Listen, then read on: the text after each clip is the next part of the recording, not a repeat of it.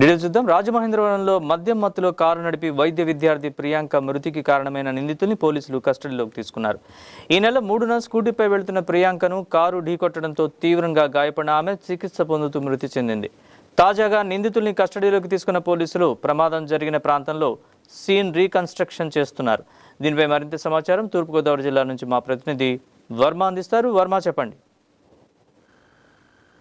Yes Naresh, ఏదైతే ఈ నెల 3వ తేదీన మద్యం మత్తులో కూడా ఇరువురు పుట్టుక కూడా యువ వైద్యురాలు ప్రియాంకని ఉద్దేశపూర్వకంగా గుద్ది తర్వాత తలపై నుంచి ఆ వాహనాన్ని వెళ్ళిపోయి తర్వాత 9వ తేదీ ఆమె మృత్యువాత పడిన ఘటన 2 తెలుగు రాష్ట్రాల్లోనే సంచలనం మారింది. అయితే వాళ్ళని తర్వాత రిమాండ్కి తరలించారు. ఈ నెల 21 వరకు రిమాండ్ వేసిన నేపథ్యంలో ప్రస్తుతం ఈ కేసుకు సంబంధించి పూర్వాపరాలన్నీ విచారణ చేయవలసి ఉంది.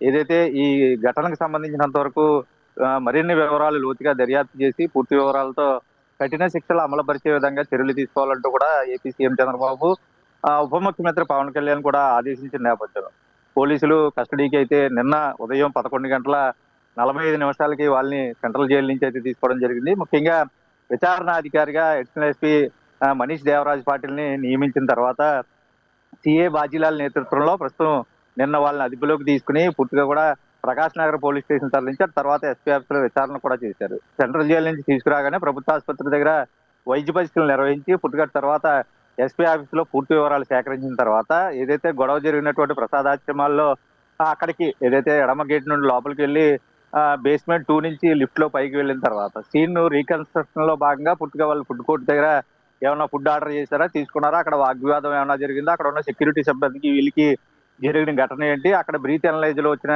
వీళ్ళు మద్యం తాగున్నారన్న రిపోర్టుకి సంబంధించి అక్కడ ఉన్నవారు వివరాలు, గొడవ పడిన వివరాలు, అటు తర్వాత వీళ్ళు సీసీటీవీలో ఎటువైపుగా వచ్చారు, ఏ వాహనంలో వెళ్ళారు, అటు తర్వాత బయటికి హిట్ చేసుకుని వెళ్ళిపోయిన తర్వాత పరిస్థితులు ఇవన్నిటినీ కూడా వాళ్ళని అడుగుతూ సీన్ రీకన్స్ట్రక్షన్ అయితే చేయడం. ముఖ్యంగా ఏదైతే ఏఎస్పీగా ఉన్నారో మనీష్ దేవరాజ్ పాటిల్ స్వయంగా ఈ విచారణలో పాల్గొనడం జరిగింది. వాళ్ళిద్దరిని రాత్రి 10:30 వరకు కూడా విచారించిన నేపథ్యంలో తాజాగా మొదటి రోజు విచారణకు సంబంధించి చాలా విషయాలు, అంటే ఇంతకు ముందు గతంలో ప్రియాంకకు సంబంధించి ఏమైనా పరిచయాలు ఉన్నాయా లేదా అన్న కోణంలోనే అక్కడ ఫోన్ కాల్స్ డేటా తదితర విషయాలు అన్ని కూడా ఇప్పటికే సేకరించారు. అయితే రెండో రోజు రేపు 11 గంటల వరకు కూడా విచారణ ఉండనుంది కాబట్టి 2 రోజుల పాటు విచారణకి ఇచ్చారు కాబట్టి మరింత లోతైన ఏదైతే దర్యాప్తు చేయడానికి ఇప్పటికే ప్రశ్నావళిని అయితే సిద్ధం చేస్తున్నారు. దానిలో భాగంగా పూర్తి నివేదిక, తొలి రోజు నివేదికను ఇప్పటికే రెడీ చేశారు.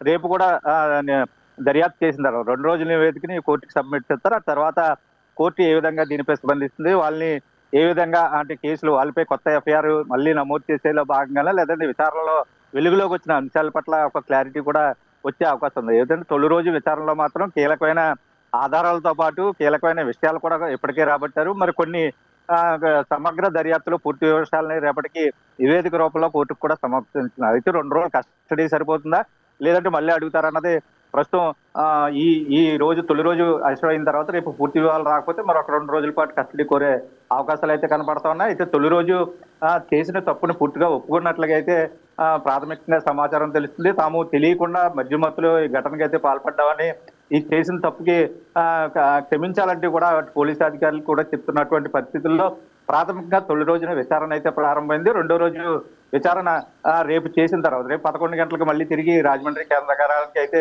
సబ్మిట్ చేయవలసింది. అయితే ఈ విచారణలో వచ్చినటువంటి వివరాలన్నింటినీ కూడా పూర్తిగా కూడా ఒక నివేదిక రూపంలో రాజమండ్రి జిల్లా కోర్టు న్యాయమూర్తి ఎదుట ఉంచిన తర్వాత వాళ్ళకి రిమాండ్ పొడిగిస్తారా లేదంటే మరొక 2 రోజులు కస్టడీ కోరితే ఇచ్చి మళ్ళీ విచారణ చేపడతారా అన్నది రేపు ఉదయం తర్వాత కానీ తెలిసే అవకాశం లేదు. Naresh. Right Varma, thanks for the update.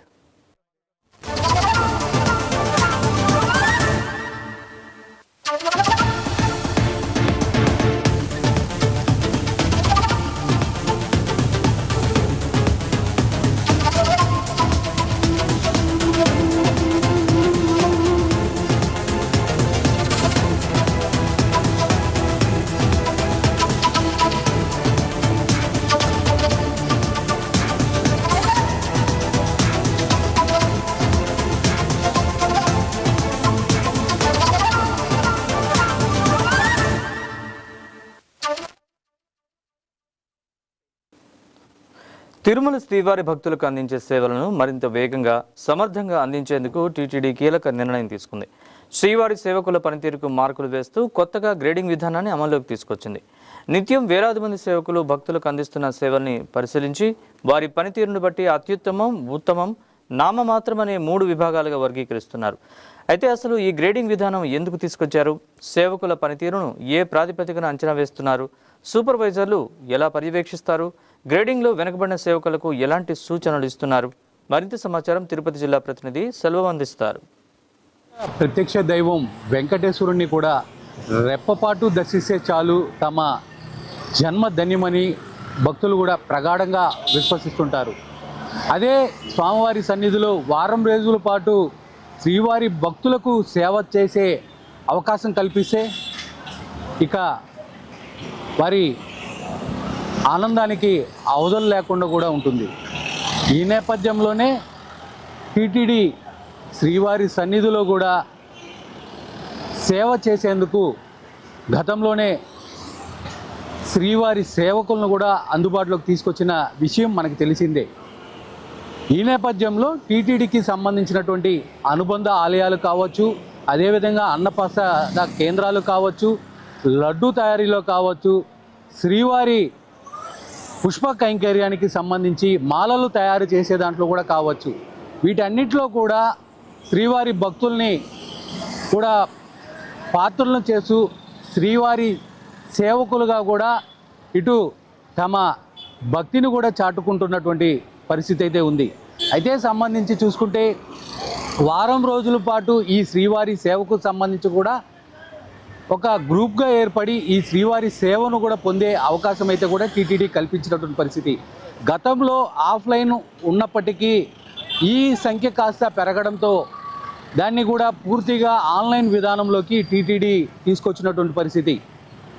ఇటు పురుషులు కావచ్చు, అదేవిధంగా స్త్రీలు కావచ్చు, వీళ్ళందరూ కూడా తిరుమల శ్రీవారి సన్నిధిలో నిత్యం భక్తులు అంటే చూసుకుంటే ప్రతిరోజు కూడా స్వామివారిని 70 నుంచి 80 వేల మంది భక్తులు దర్శించుకుంటుంటారు.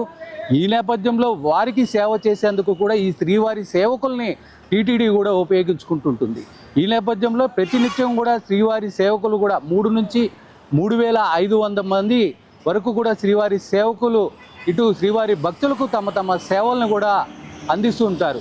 అయితే దీనిపైన టీటీడీ ప్రత్యేక దృష్టి సారించి ఎప్పటికప్పుడు మెరుగైన సౌకర్యాలని అందించాలా, వచ్చేటువంటి భక్తుల పట్ల ఎంతో అప్రమత్తంగా మెలుగుతూ గోవిందనామ స్మరణ చేస్తూ కూడా తమ సేవల్ని అందించాలని చెప్పి కూడా నిత్యం వాళ్ళతో మమేకమై కూడా ఒక మీటింగ్ కూడా కండక్ట్ చేస్తూ వస్తుంటుంది.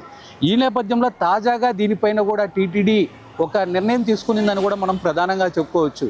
అట్టయితే దీనికి సంబంధించి 3 విభాగాలుగా కూడా విభజించి దీనిపైన కూడా ఏదైతే అత్యుత్తమం, ఉత్తమం, నామమాత్రపు అనే 3 విధాలుగా కూడా విభజించి ఈ శ్రీవారి సేవకుల సేవలను మరింత పటిష్టం చేసేందుకు కూడా ఈ ప్రణాళికలను అయితే కూడా రూపొందించినట్టు మనకు ప్రధానంగా తెలుస్తుంది. అయితే దీనికి సంబంధించి చూసుకుంటే ఎవరికైతే శ్రీవారి సేవకులకు టీటీడీ ఒక టాస్క్ ఇస్తుందో ఆ టాస్క్కు మించి తమ పనిని కానీ చేస్తే వాళ్ళకి అత్యుత్తమం అనే అవార్డు ఇవ్వడం, దాంతోపాటు ఎవరైతే ఇచ్చిన పనిని సక్రమంగా చేస్తారో వాళ్ళకి ఉత్తమం అని చెప్పి కూడా అవార్డు ఇవ్వడం. అదేవిధంగా సంబంధించి చూసుకుంటే 3వ విధానం ఇచ్చిన పని కంటే స్వల్పం తగ్గి పని చేస్తే వాళ్ళని నామమాత్రపుగా కూడా పరిగణంలోకి తీసుకొని ఏదైతే అత్యుత్తమం, ఉత్తమం ఉంటారో వీళ్ళని రాబోయేటటువంటి బ్రహ్మోత్సవాల్లో ఉందో ఆ బ్రహ్మోత్సవాల్లో కూడా వీళ్ళ సేవల్ని కూడా వినియోగించుకుంటారని కూడా మనకి ప్రధానంగా తెలుస్తుంది. అయితే దీన్ని పర్యవేక్షించేందుకు కూడా సూపర్వైజర్ అంటే గ్రాడ్యుయేట్ సంబంధించినటువంటి వ్యక్తులు ఉంటారో వాళ్ళని కూడా సూపర్వైజర్ కిందకి తీసుకొని వీళ్ళ పనితనాన్ని కూడా పరిశీలిస్తారని మనకు ప్రధానంగా తెలుస్తుంది. ఈ నేపథ్యంలో వాళ్ళు చేసినటువంటి ఎవరైతే శ్రీవారి సేవకులు తమ పనికి మించి అత్యుత్తమంగా తమ సేవలు అందిస్తారో ఆ సేవలకు సంబంధించి కూడా ఇటు టీటీడీ ప్రత్యేక దృష్టి సారించి వాళ్ళని ఇప్పుడు జరిగేటువంటి 2 బ్రహ్మోత్సవాలు, ఒకటి నవరాత్రి బ్రహ్మోత్సవాలు, మరొకటి అధిక మాస బ్రహ్మోత్సవాలు, 2 బ్రహ్మోత్సవాలు కూడా జరుగుతాయి. ఈ 2 బ్రహ్మోత్సవాల్లో కూడా వాళ్ళని సేవల్ని వినియోగించుకునేందుకు కూడా టీటీడీ సన్నాహాలు ఏర్పాటు చేస్తుందని కూడా మనం ప్రధానంగా తెలుస్తుంది. అయితే ఈ నేపథ్యంలోనే చూసుకుంటే దీనికి సంబంధించి కూడా శ్రీవారి సేవకులు మరింత ఉత్సాహంగా కూడా పనిచేస్తున్నట్టు మనకి ప్రధానంగా తెలుస్తుంది. కెమెరా పర్సన్ కన్నయ్యతో సెల్వం, తిరుపతి నుంచి వైకే. వికసిత్ భారత్ 2047 లక్ష్యంగా యువతను భాగస్వామ్యం చేసేందుకు బీజేపీ యువమోర్చా ప్రత్యేక కార్యక్రమానికి శ్రీకారం చుట్టింది. విజయవాడ వేదికగా ఈ నెల 22, 23 వికసిత్ భారత్ 2047 సదస్సు నిర్వహించనున్నట్లు బీజేవైఎం రాష్ట్ర అధ్యక్షుడు సునీల్ రెడ్డి తెలిపారు. రాబోయే రోజుల్లో అమరావతి కీలక నగరంగా మారబోతున్న నేపథ్యంలో యువతను అభివృద్ధి కార్యక్రమాల్లో భాగస్వామ్యం చేయాలనే ఉద్దేశంతో విజయవాడలో ఈ సదస్సు నిర్వహిస్తున్నట్లు చెప్పారు. రాష్ట్రంలోని 28 జిల్లాల నుంచి వివిధ రంగాలు, వృత్తులకు చెందిన సుమారు 500 మంది ప్రతినిధులు హాజరు కానున్నట్లు తెలిపారు. మరింత సమాచారం విజయవాడ నుంచి మా ప్రతినిధి బిందు అందిస్తారు. భారతదేశంలో వికసిత్ భారత్ 2047ని ముందుకు తీసుకెళ్తూ దేశ అభివృద్ధికి బీజేవైఎం ముందుకొచ్చిందనే చెప్పుకోవచ్చు. రానున్న రోజుల్లో భారతదేశం ప్రతి ఒక్క రంగంలో ముందుకెళ్లాలని యువతే దానికి ప్రధాన కారణం అని కూడా చెప్తూ ఉన్నారు. యువతను ప్రోత్సహిస్తూ 2 రోజుల సదస్సును కూడా నిర్వహిస్తున్నారు. అసలు యువతనే ఈ సదస్సులో ఇన్వాల్వ్ చేయడం కూడా జరుగుతుంది. మనతో పాటు బీజేవైఎంకి సంబంధించిన సునీల్ రెడ్డి ఉన్నారు, రాష్ట్ర అధ్యక్షులు. సార్, అసలు సదస్సు ఎందుకు కండక్ట్ చేస్తున్నారు? మీరు యువతనే ఈ సదస్సులో మెయిన్ కీ రోల్ అని చెప్తున్నారు, దాని మీద అంటే ఒకటి, ఈ సదస్సు 2047 కంతా వికసిత్ భారత్గా తయారవ్వాలని, ప్రపంచంలో ఉన్న అన్ని దేశాల కంటే భారతదేశం అన్ని స్థానాల్లో అగ్రగామిగా ఉండాలంటే ఈ యొక్క వికసిత్ భారత్ ఒక నినాదం, ఒక సంకల్పం చాలా అవసరం. ఎందుకంటే ప్రపంచంలో ఎక్కువ జనాభా ఉన్నటువంటి దేశం చైనా దేశం, కానీ యువకులు ఎక్కువగా ఉన్నటువంటి దేశం భారతదేశం. ఇటువంటి యంగ్స్టర్సే పునాది భారతదేశానికి. సో కాబట్టి ఇప్పుడు అందులో జెన్జీకి సంబంధించినటువంటి అనేక రకాల విషయాలు మనం చూస్తున్నాం. కాబట్టి జెన్జీస్ కావచ్చు, యంగ్స్టర్స్ కావచ్చు, ఎవరైనా సరే భారతదేశంలో అన్ని రంగాల్లో ముందుకెళ్లాలంటే ఈ యొక్క యువకుల పాత్ర చాలా ముఖ్యమైన పాత్ర. అటువంటి పాత్రలో భాగస్వామ్యం అవ్వాలంటే ఇటువంటి కార్యక్రమాలు చాలా అవసరం. ఎందుకంటే ఒక దేశంలో అనేక రంగాల్లో ఉన్నటువంటి యంగ్స్టర్స్ డిఫరెంట్ రంగాల్లో వాళ్ళు స్థిరపడి ఉన్నారు. ఆ తీసుకున్న అన్ని విషయాలను కూడా ఒక పాలసీ రూపంలో తయారు చేసి కేంద్ర ప్రభుత్వానికి ఇస్తాం.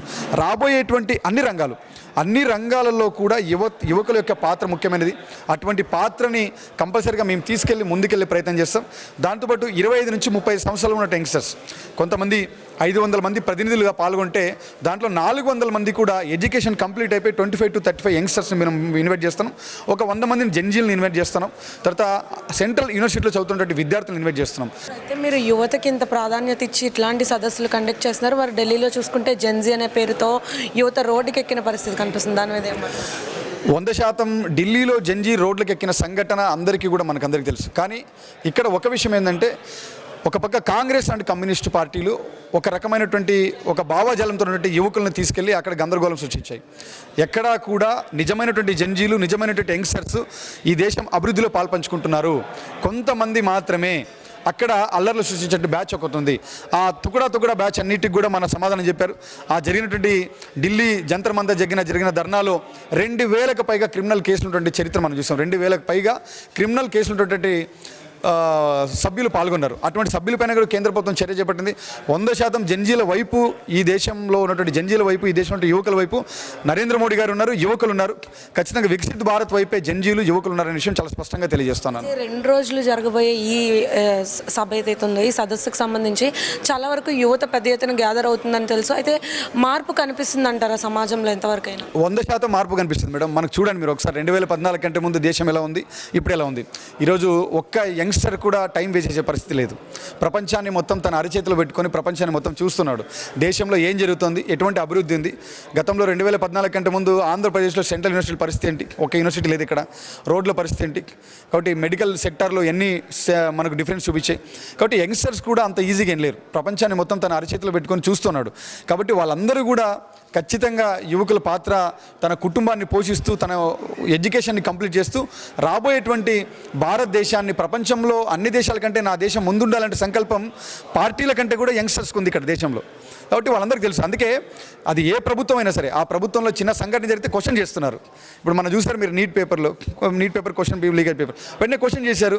వెంటనే ప్రభుత్వం కూడా దానికి తగిన చర్యలు తీసుకుంది. ఫాస్ట్ ట్రాక్ ట్రాక్లను ఏర్పాటు చేసింది. తర్వాత నెక్స్ట్ అటువంటి జరగకుండా కట్టదిట్టమైనటువంటి భద్రత ఏర్పాటు చేసింది. కాబట్టి 100% ఏ ప్రభుత్వం అయినా ఈ దేశంలో యువకుల్ని ఉద్దేశించే పరిపాలించాలి. ఆ విధంగా నరేంద్ర మోడీ గారు పరిపాలిస్తున్నారు. దాంట్లో డౌట్ ఏం లేదు.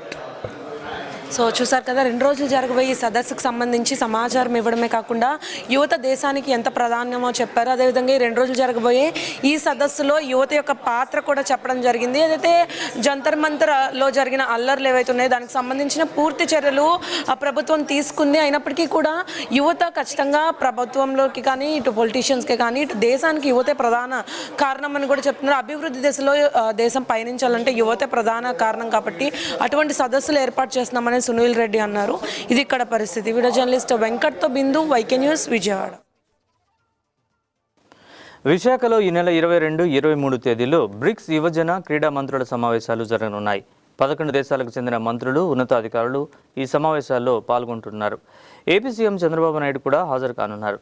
22న తొట్లకొండలో మొక్కలు నాటడంతో పాటు యువజన మంత్రుల సమావేశం, సాంస్కృతిక కార్యక్రమాలు నిర్వహించనున్నారు. 23న 5 కిలోమీటర్ల సైకిల్ ర్యాలీ, క్రీడా మంత్రుల సమావేశం జరగనున్నాయి. మరింత సమాచారం విశాఖ నుంచి మా ప్రతినిధి దుర్గాప్రసాద్ అందిస్తారు.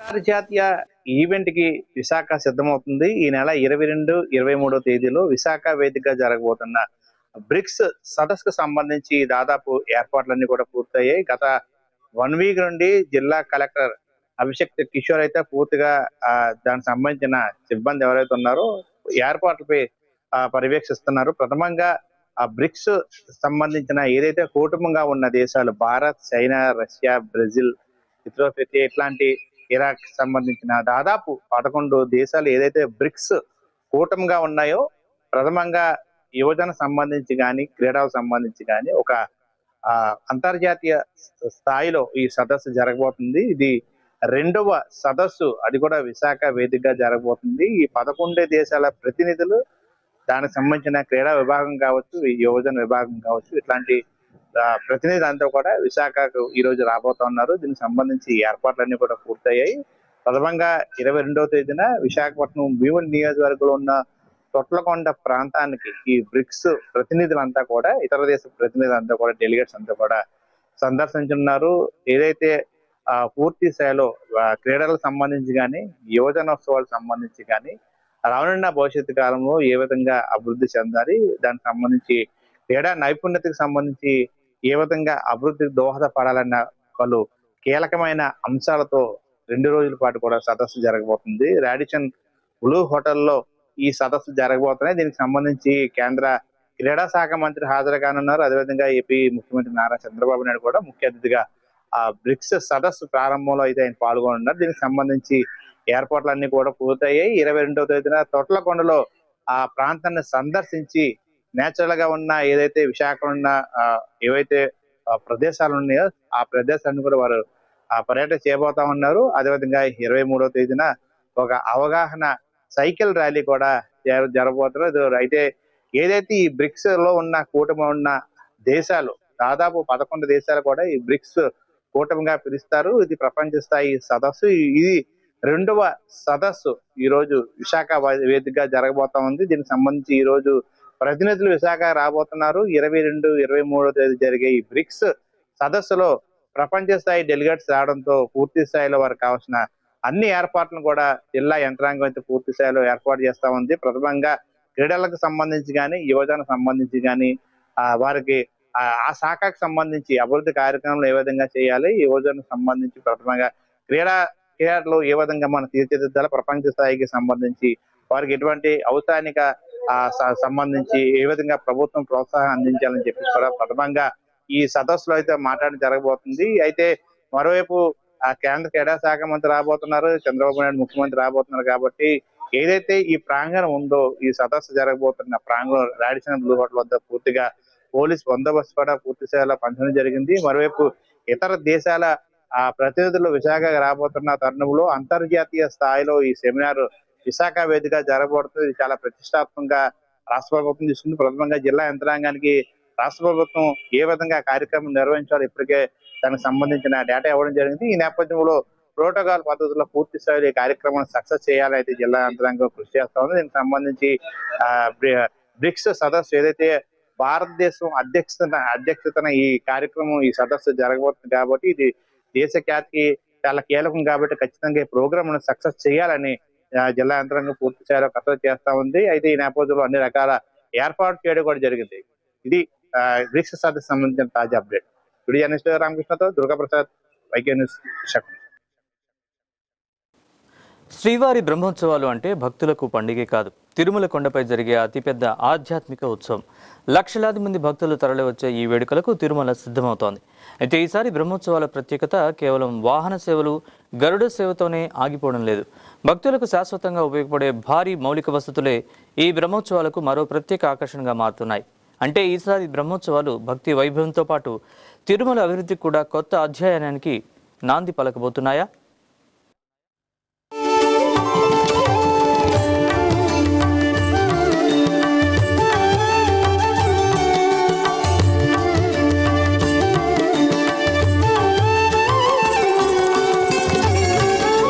సెప్టెంబర్ 15 నుంచి 23 వరకు జరగనున్న శ్రీవారి సాలకట్ల బ్రహ్మోత్సవాలకు తిరుమల ముస్తాబవుతోంది.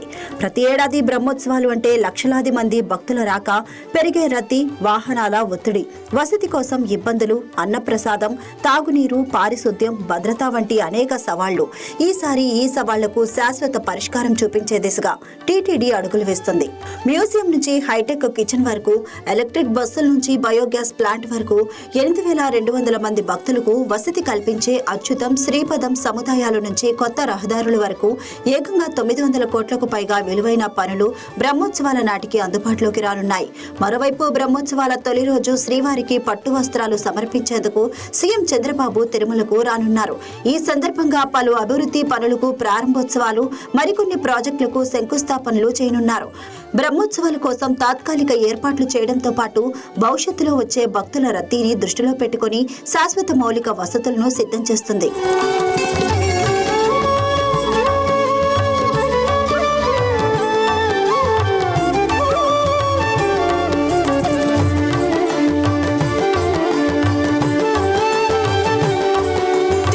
భక్తులకు శ్రీవారి వైభవాన్ని మరింత చేరువ చేసేలా ఆధునిక మ్యూజియం సిద్ధమైంది.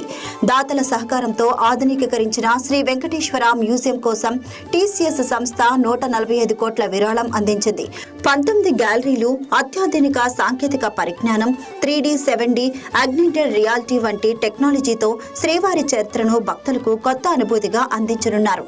అంటే ఇప్పటి వరకు ఫోటోలు, వస్తువులు, వివరాల ద్వారా తెలుసుకున్న తిరుమల చరిత్రను ఇకపై సాంకేతిక పరిజ్ఞానంతో ప్రత్యక్ష అనుభూతి పొందేలా మ్యూజియాన్ని తీర్చిదిద్దారు. బ్రహ్మోత్సవాల సందర్భంగా ఈ మ్యూజియం ప్రారంభానికి ఏర్పాట్లు జరుగుతున్నాయి.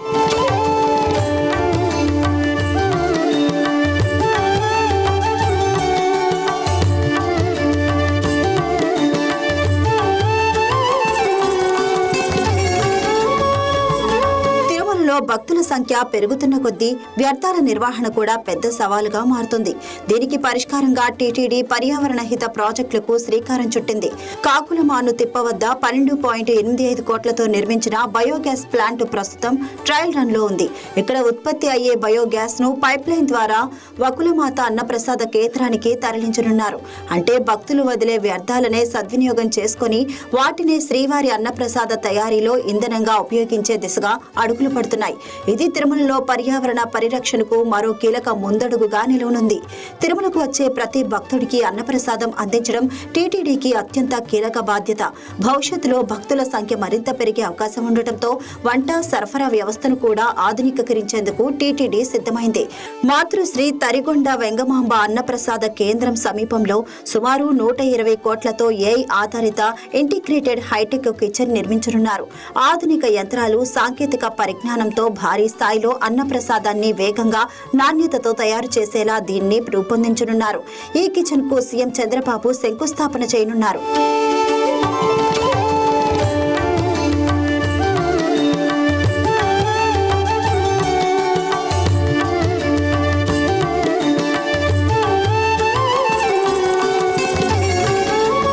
పెరుగుతున్న వాహనాల సంఖ్యతో కాలుష్యం కూడా సవాలుగా మారుతుంది. దీనికి చెక్ పెట్టేందుకు ఎలక్ట్రిక్ బస్సులను అందుబాటులోకి తీసుకురానున్నారు. రిలయన్స్ సంస్థ సుమారు 27.5 కోట్ల విలువైన 25 ఎలక్ట్రిక్ బస్సులను సమకూర్చేందుకు ముందుకొచ్చింది. వీటి కోసం ప్రత్యేక ఛార్జింగ్ స్టేషన్ ఏర్పాటు చేయడంతో పాటు 50 మంది డ్రైవర్లను కూడా సంస్థే నియమించనుంది. అంటే భక్తులకు ప్రయాణ సౌకర్యం పెరగడంతో పాటు తిరుమల పర్యావరణ పరిరక్షణకు కూడా ఈ ఎలక్ట్రిక్ బస్సులు దోహదం చేయనున్నాయి.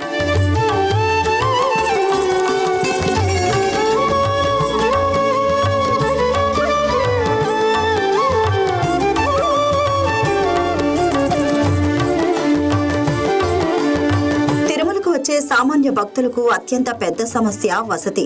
కొండపై గదుల కొరత కారణంగా అనేక సందర్భాల్లో భక్తులు తిరుపతిలోనే ఉండాల్సి వస్తుంది. ఇక ఈ సమస్యకు భారీ స్థాయిలో పరిష్కారం చూపేలా తిరుపతి రైల్వే స్టేషన్ వెనుక 20 ఎకరాల్లో అచ్యుతం, శ్రీపదం యాత్రికుల వసతి సముదాయాలు నిర్మిస్తున్నారు. సుమారు 600 కోట్ల అంచనా వ్యయంతో నిర్మిస్తున్న ఈ 2 సముదాయాల్లో ఒకేసారి 8,200 మంది భక్తులకు వసతి కల్పించేలా ఏర్పాట్లు చేస్తున్నారు. డార్మిటరీలు మాత్రమే కాదు, కుటుంబాల కోసం ప్రత్యేక గదులు, లగేజ్ రూములు, లాకర్లు, వైద్యశాల, అన్నప్రసాద కేంద్రాలు, శ్రీవారి సేవకుల కోసం ప్రత్యేక హాళ్లు, పార్కింగ్, సర్వదర్శనం టోకెన్ కౌంటర్లు. అంటే తిరుపతికి వచ్చిన భక్తుడు వసతి కోసం ఎక్కడికో వెళ్లాల్సిన అవసరం లేకుండా ఒకే ప్రాంగణంలో అనేక సౌకర్యాలు పొందేలా ఈ సముదాయాలను తీర్చిదిద్దుతున్నారు.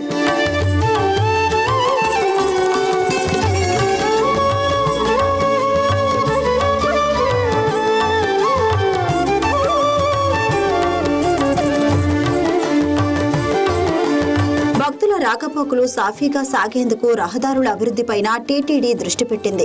తిరుమల పాప వినాశనం నూతన రహదారిని కూడా అందుబాటులోకి తీసుకురానున్నారు. బ్రహ్మోత్సవాల సమయంలో పెరిగే వాహనాల రద్దీని దృష్టిలో పెట్టుకుని ప్రత్యామ్నాయ మార్గాలు, పార్కింగ్ ప్రాంతాలు, వాహనాల నియంత్రణపై ప్రత్యేక కార్యాచరణ సిద్ధం చేస్తున్నారు. లక్ష్యం ఒకటే, భక్తి కోసం కొండకు వచ్చే భక్తుడికి ట్రాఫిక్ ఇబ్బంది కాకూడదు, దర్శనం కోసం వచ్చే భక్తుడికి వసతి సమస్య కాకూడదు, అన్నప్రసాదం కోసం వచ్చే భక్తుడికి నిరీక్షణ తగ్గాలి.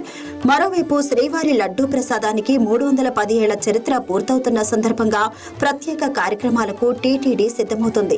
ఈ సందర్భంగా ప్రత్యేక బంగారు నాణ్యాన్ని తయారు చేస్తున్నారు. శ్రీవారి లడ్డూ ప్రసాదం చరిత్ర, ఆధ్యాత్మిక ప్రాధాన్యతను ప్రతిబింబించేలా రూపొందిస్తున్న ఈ నాణ్యాన్ని బ్రహ్మోత్సవాల సందర్భంగా సీఎం చంద్రబాబు చేతుల మీదుగా విడుదల చేసేలా ఏర్పాటు చేస్తున్నారు.